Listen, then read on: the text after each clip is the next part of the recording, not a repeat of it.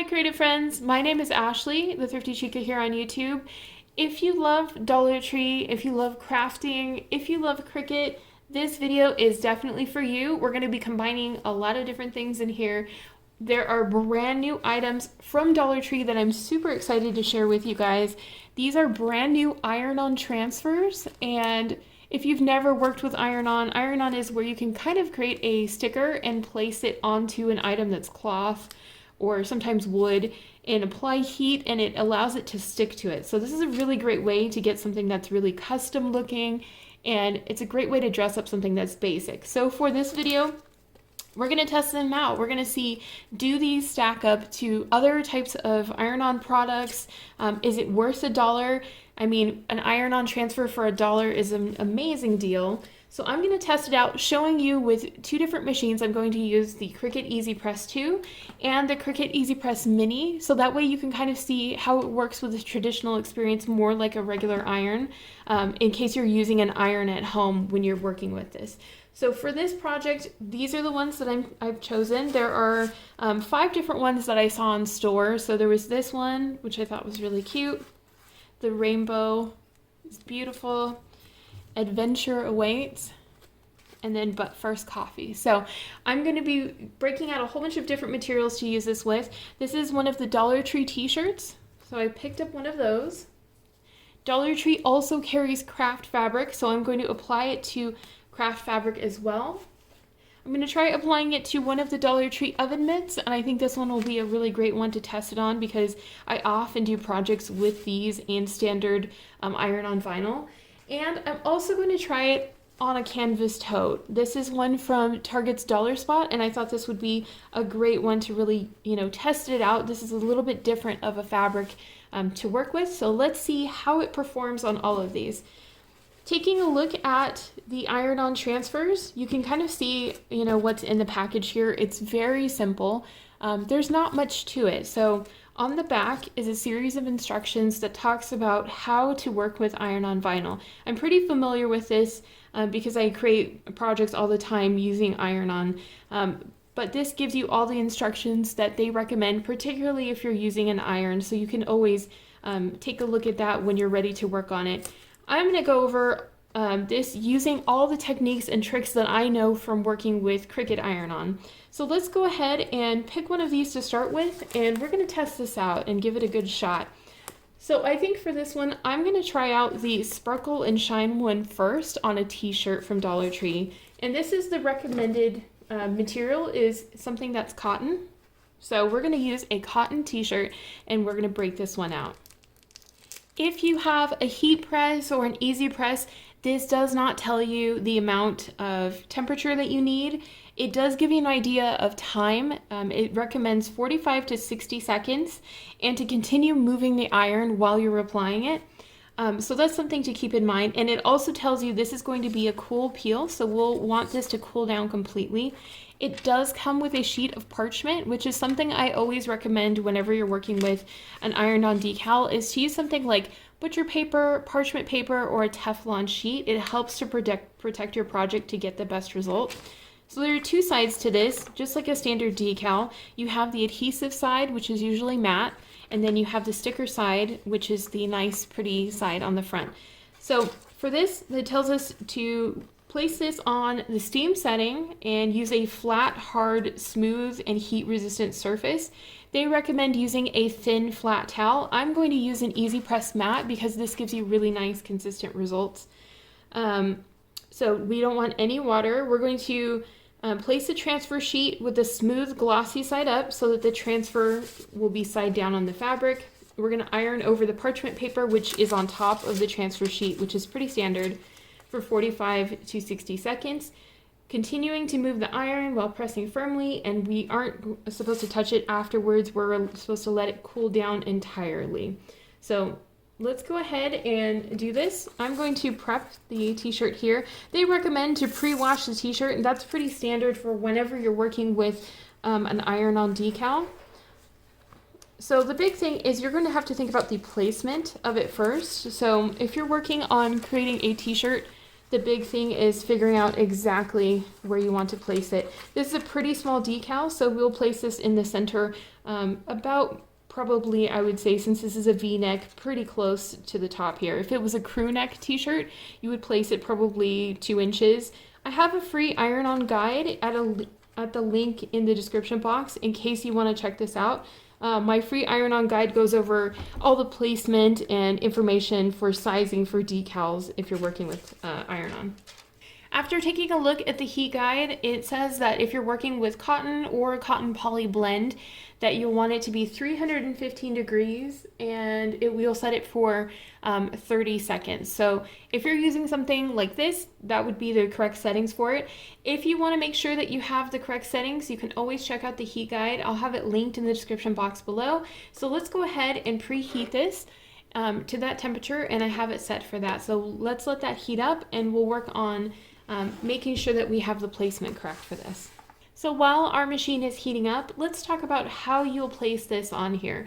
So to make sure that your project is centered, you want to fold your shirt in half. With the V-neck, it's very easy to see exactly where you would line it up, but on a standard crew neck shirt, you might have a harder time finding that. So what we'll do is we'll just fold it this direction. I recommend before you fold your shirt and start working on it that you do use a lint roller on it. It just helps you to get a better result.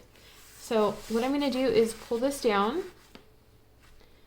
and we're just going to center this and create it as evenly as possible here.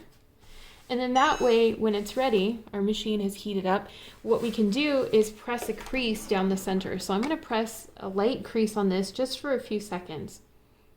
And then what we'll do is unfold this, and this, having that little line, that light line on here, it'll be just slightly visible. It makes it a lot easier for you to make sure that your project is actually centered on your mat. You want to make sure that you're using either an EasyPress mat or a thin kind of firm towel to place underneath, and that way that you have plenty of support underneath it, but it won't reach the surface underneath. So this one's pretty much ready to go. If we're following the instructions on this, they don't ask you to actually preheat the material, which is, quite unusual. I've always heard from, especially from Cricut, is that you want to preheat the material so that it prepares the shirt and gets it ready so that it can accept the heat that's coming from the top. It helps it to bind a little bit better, having heat on the bottom and heat on the top. So for the longevity of this, I think that I would recommend going ahead and pre-pressing it just for 5 seconds anyway, just so that you make sure you're ready to go for that. So I'm going to go ahead and pre-press it just for 5 seconds on this. And let's count this down. I'm not using heavy pressure, I'm just using light pressure.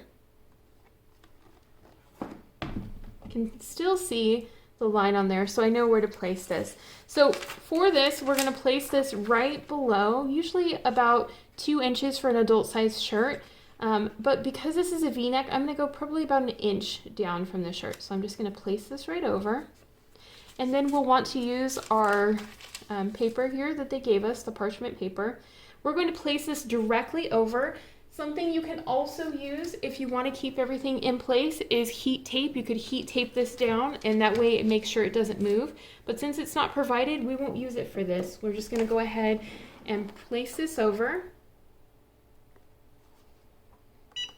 And I'm going to press this for 30 seconds. I think the reason that they recommend 45 to 60 seconds with a traditional iron is that there's a lot more heat fluctuation in differences. So with this, it's consistent heating across it, so it doesn't require as much time.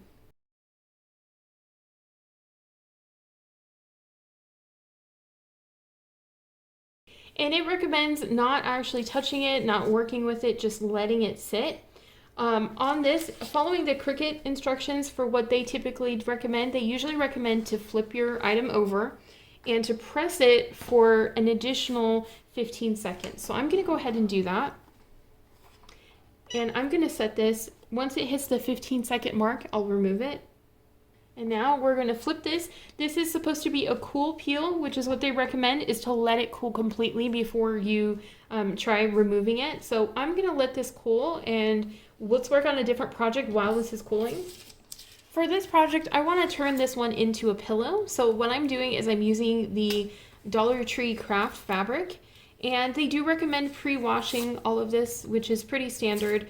But I'm going to go ahead and not do that. We're going to see how that functions, because most people, more often than not, I see most people working with iron-on projects without pre-washing everything. So let's see how well it functions without being pre-washed. For this one, I'm going to use this iron-on transfer. I think it's really lovely, and I'm very excited to try this one out. Let's take a look at all the detail in this iron-on. So I do think something that the Dollar Tree ones do well is really having a fair amount of detail in them. So it does show, shading, and it looks quite nice from the front, so I think they did well with that. It doesn't feel on the back the same as, the traditional ones that I've seen from Cricut. The Cricut ones feel like they're a little bit more weighty and that they have kind of a higher quality to them. With this, I do worry how long it will last, so that's something I'm going to have to put to the test. But as far as the look of them, I do think they're quite lovely. So the instructions recommend using a household iron and constantly moving it. The closest to replicating that without using a traditional iron would be something like the EasyPress Mini. The big difference is that the plate is evenly heated across it. So I'm going to turn this on and place this on the temperature that Cricut would recommend for it, which is on medium. So we're going ahead and let that one warm up. I'm going to open up my fabric here and get it exactly where I would like it. And I know where the center of this one is, so I can go ahead and pre-press this just so that it's nice and flat. If there's too big of a seam in something, you may not get as nice of a result. You can have a faint line and use that as a guide mark without it interfering, but something like this is pretty hard pressed, so it might be more difficult. I'm going to go ahead and get this one completely flat. Now, while this is cooling down, I'm going to let this cool down completely before I add heat to it again, because I don't want it to interfere with the result. And our EasyPress Mini is heating up right now. We're going to follow the instructions the same way that they set this out, so this isn't preheated. I'm just centering this where I want this decal to be. They recommend using the butcher paper on top of this, and you might have problems, especially if you're working with a household iron, with this moving. So this is something that I do think is a potential problem if you're doing this at home. This is where I would recommend taping it down, because whenever you're working with a design and it's moving, it's more likely to shift and give you a bad result. So if you have something like heat tape, this would be the great time to break it out. I'm going to go ahead and just put a little heat tape on here because I am going to be moving this around and I don't trust that it wouldn't shift on me. So this is taped down and ready to go. This is a heat resistant tape, so it will be fine. It won't interfere with anything. We're going to place this right on top of it. The instructions on this say that it's recommended on the cotton setting for 45 to 60 seconds and keep moving the iron while it's over the parchment and pressing firmly. They recommend that we use a firm pressure with this one. So I'm going to go ahead, this is preheated, and I'm just going to hold this down and just press firmly on this and keeping it in constant motion, so that way we have hopefully the best result.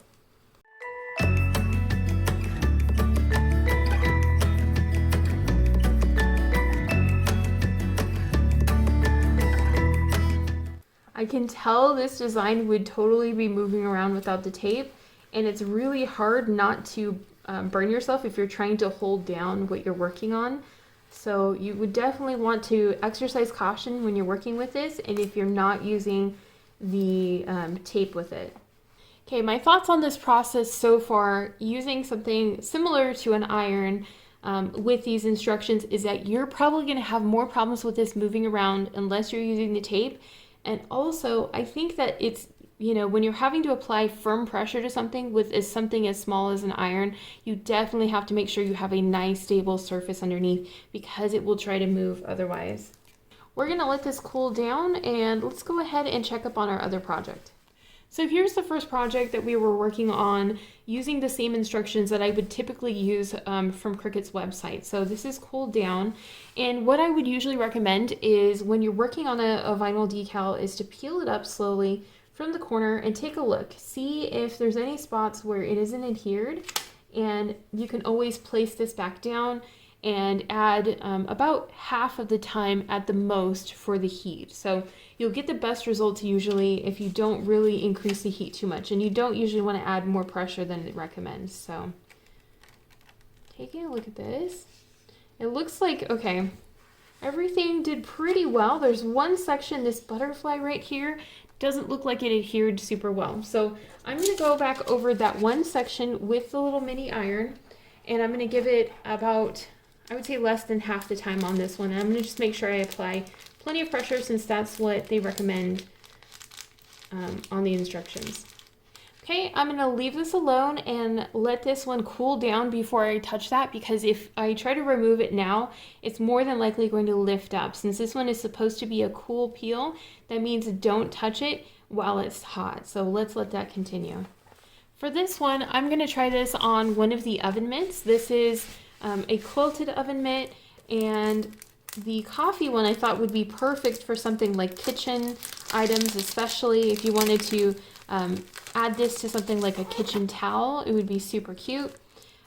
Also, this is about it looks like the perfect size to go on these pot holders. So if this one works out well, I might pick up another one to do a matching set of them. So let's go ahead. The nice thing is they both come with all of the supplies pretty much that you need for this. So it does come with this sheet, and it's pretty much ready to go for that. So let's go ahead, and this one will definitely require a little bit more pressure just for the fact that it's so thick. You can definitely tell that you would need a little bit more pressure with that one. I want to make sure this gets the best try possible. So what I'm going to do is go over this again with preheating, because I think that's going to give it the best result for it. So let's go ahead and preheat this for 5 seconds. And that gets your surface nicely prepared. I'm going to place our decal directly on top where I would like it. And then I'm going to place the sheet over it. Since I'm using the press, it's a lot easier to get away without using the tape. I'm going to add a little bit more pressure to this one since it's so thick on the material. But I do think that when you're working with a project like this, having the addition of the EasyPress makes it a lot easier to get the project, more of a complete result. I do think that it moves around a lot more when you're using the iron. Now we need to let this one cool down. I found this adorable tote from Target in their dollar spot. It was only $3, and I thought this would be perfect to use as a blank for adding any type of vinyl to it. So what I think I'm going to do is put the section with the tassel on the front here. And let's go ahead, make sure this is evenly spaced on here. I'm going to pre-press this and then let this cool down. I can't wait to use this one. I think this is super adorable. Let's preheat this one for 5 seconds. And then we're going to figure out exactly where we want to place this on our tote bag. I'm thinking right in the center here. We want it where there's a little bit of extra space. So thinking right there would look super cute. And you can always measure it if you'd like. Break out the ruler and measure it. I'm just kind of eyeballing it for that one. We'll place this on top. I'm going to follow the same instructions for cotton. Just place this on top of it, and we'll allow this to go for 30 seconds. I'm going to apply firm pressure to it since it did recommend firm pressure.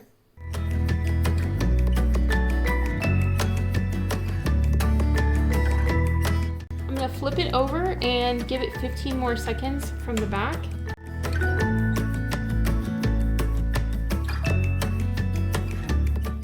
Then allow this one to cool down.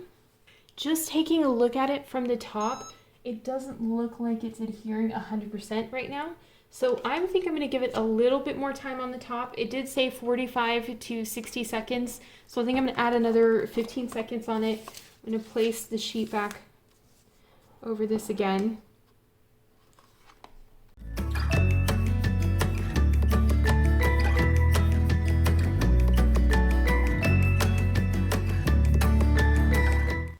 I wanted you guys to have a good close-up look of how this one turned out. I do think it turned out pretty well. You can definitely see that it's a printed on image for it. It does feel like a pretty thin transfer for this one, but as far as the look of it, I think it's really cute. So it did turn out pretty well. I think that it applied evenly pretty nicely across the whole surface. So this one did turn out really well on a cotton shirt. This decal has cooled down and it's ready for us to remove the top sheet for this. I used the iron on this example. So for this, I think that it could have a different result. I'm not sure. Potentially. It looks like it's coming off pretty clean. Let's take a closer look at it. So again, a very kind of thin transfer on this one. I don't know the longevity of it, but as far as giving you like a really pretty look on it, I think it did turn out well, and it does look like it's adhering. Here's our oven mitt, and it's already cooled down, so let's go ahead and lift the corner. This one is peeling off super cleanly. I think it being a rectangular shape makes it very easy for this one to apply really well. And taking a look at it, I don't see anything where it's coming up on this or anything. Really actually turned out quite nice. In fact, I think this one is probably the best results on this. So I really like how cleanly that one turned out. For this one, I used a material that's heavier than they typically recommend. On the instructions for it, it recommended using something that was 100% cotton, that would be like a t-shirt weight for material. This is definitely a heavier material, so it's potentially the one that would have the most issues with it. And I do see that there was a little bit of bubbling on this, particularly right here. You can see a little bit of bubbling on that. So let's go ahead and take a look at how this one performed. We did let it cool down completely because we wanted to make sure that it would have the best result. Okay, so on this one, I do see on the edges,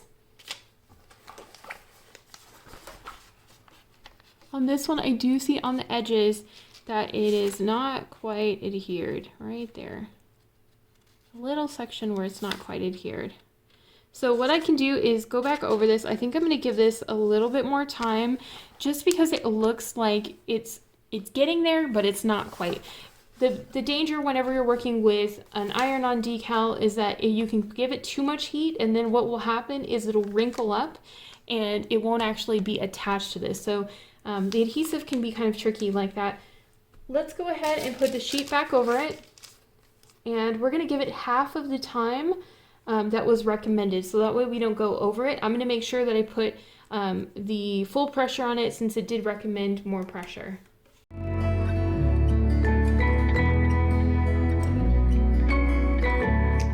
Okay, this is cooled down. We're going to take a look at it.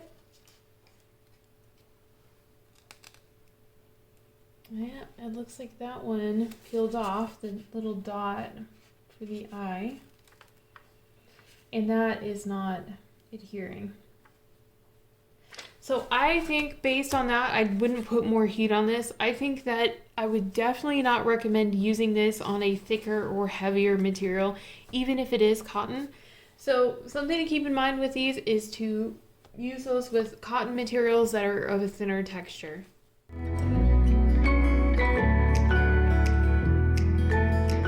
So the instructions on the Dollar Tree decals say to wait 48 hours before you wash the items. That way the adhesive can set and be prepared and ready. So I went ahead and gave this a couple days so that way it would have plenty of time to really be adhered. And what I'm going to do is I'm going to throw them in the wash and see how they turn out, see if they hold up really well. Specifically, I'm going to run this shirt and the pot holder through a wash just to see how well they hold up through a standard wash, and then I'll use also in the dryer. Whenever you're working with something that is on a t-shirt, something like that, a decal, it's usually recommended to turn the item inside out when you're washing it. The instructions didn't say that, but I'm going to do that for this shirt just to see how it fares. And then this one, we can't do that, so we'll just leave this one as is. Let's go ahead and I'm going to run the wash, and then I'm going to show you guys what it looks like when it's ready. Okay, so both of these projects have been washed. This was washed inside out because I was able to. This one, we couldn't wash it inside out. But I want to talk about how they turn out and my final thoughts on the quality of this and if it's a good investment.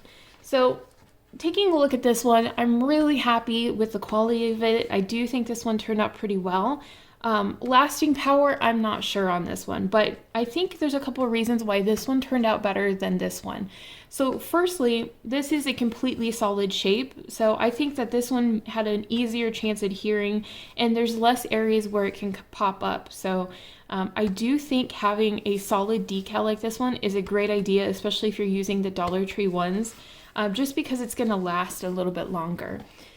After washing this one, I do notice that there are some issues with where it's wrinkling. You could kind of see that the wrinkling on here does kind of impact the quality of how the design looks on the item.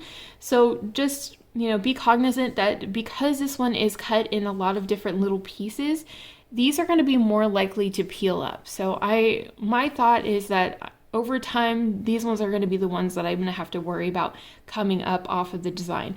However, it's a very cute design, so as long as you keep in mind that it might be limited wear, especially on pieces, if there are a lot of smaller pieces, then that's a good thing to keep in mind. But there is a little bit of wrinkling. You can tell that the quality of the iron-on on this one is not as thick as something like Cricut's iron-on, so you can kind of see the wrinkling through it, and it just doesn't feel as thick or as high quality, but it is holding on there for now. So I'm probably going to throw these in, more washes and just to see how they, hold up over time. But as far as the first wash, they did hold up and it does look like it's sticking. So that's pretty promising on that. I just wouldn't bet on it having the same longevity as something like Cricut iron-on. So I just wanted to bring one of my daughter's shirts out for you guys so you could take a look at it. I made her a ton of shirts. Over time, I've been making a ton of shirts for her using Cricut iron-on. And this one is at least a year and 6 months old, and it's really held up very well. Cricut's iron-on has a 50+ wash guarantee, so if you're using strong bond iron-on, it's guaranteed to last at least 50 washes. So that's one reason I definitely recommend using it.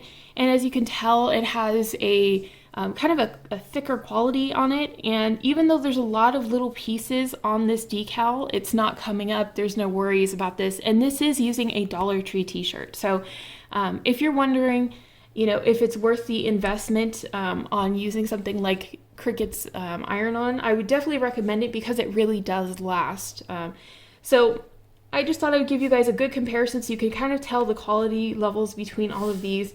Personally, Cricut iron-on is definitely my favorite, but if you're looking for a easy budget one, if you don't have a Cricut machine, or you're looking for something just kind of a fun craft to try, I would definitely try out the Dollar Tree one. Just keeping in mind that the more small pieces it has, the less likely that you're going to be able to keep all of the decal on the item that you're attaching it to. I hope you guys enjoyed this video, and if you haven't yet, make sure to like and subscribe. I will have another video coming out soon showing you guys how the glass decals worked from Dollar Tree as well. I'll talk to you guys later.